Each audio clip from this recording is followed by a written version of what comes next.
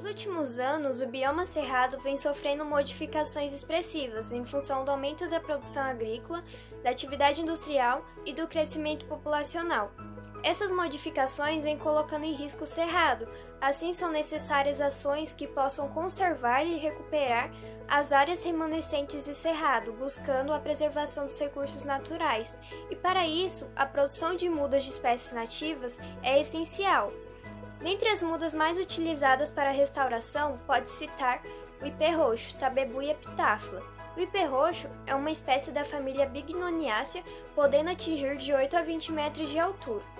Da espécie são usadas a madeira, a celulose, a casca e as folhas. Sua madeira é muito prestigiada devido servir para a construção civil e naval, carpintaria, marcenaria, entre outras aplicações. Dentre os diversos fatores essenciais para a produção de mudas, destaca-se o substrato utilizado. O substrato deve ser capaz de sustentar a muda e fornecer condições adequadas para o crescimento e funcionamento do sistema radicular.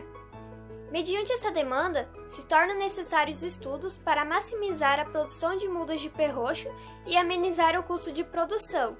Nesse sentido, objetivou-se com o presente trabalho avaliar o efeito de diferentes composições de substratos, cama de frango e esterco bovino misturados com solo arenoso, num desenvolvimento de mudas de ipê roxo.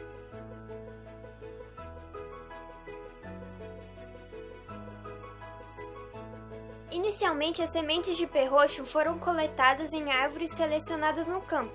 Após isso, foi realizada a seleção manual das sementes e, em seguida, colocadas a germinar no substrato de cultivo.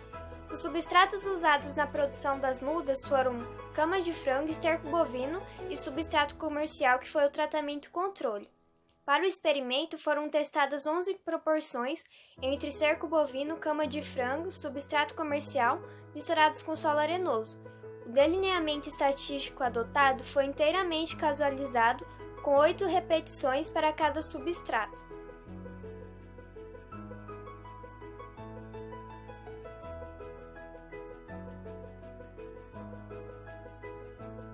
Na primeira semana de condução experimental, foram avaliadas a percentagem de emergência de plântulas e tempo médio de emergência.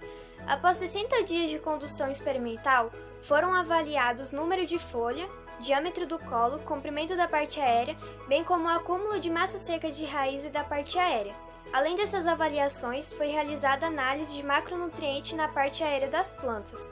Os dados foram comparados pelo teste de Tuckey a 5% de probabilidade com a ajuda do software estatístico SAS.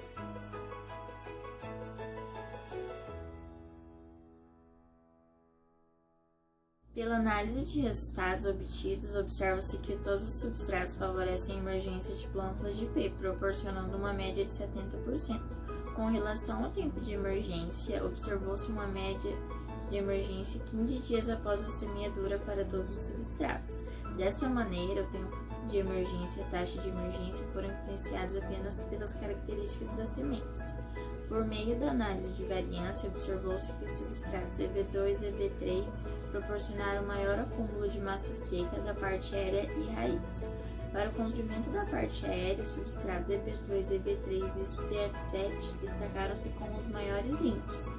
Ademais, os substratos EB2, EB3 e CF7 e controle apresentaram os maiores índices de diâmetro de colo e número de folhas. As plantas cultivadas nos substratos EB2, EB3 e CF8 e controle apresentaram maior concentração de macronutrientes. Desta maneira, conclui-se que a adição de esterco bovino e cama de frango beneficiou o desenvolvimento de mudas de ipê. O uso de esterco bovino com solo nas proporções 75-25 e 50-50 e cama de frango com solo 75-25 e 50-50 proporcionaram crescimento e nutrição de mudas semelhantes e até superiores ao substrato comercial, sendo indicados para as mudas de ipê. Obrigada.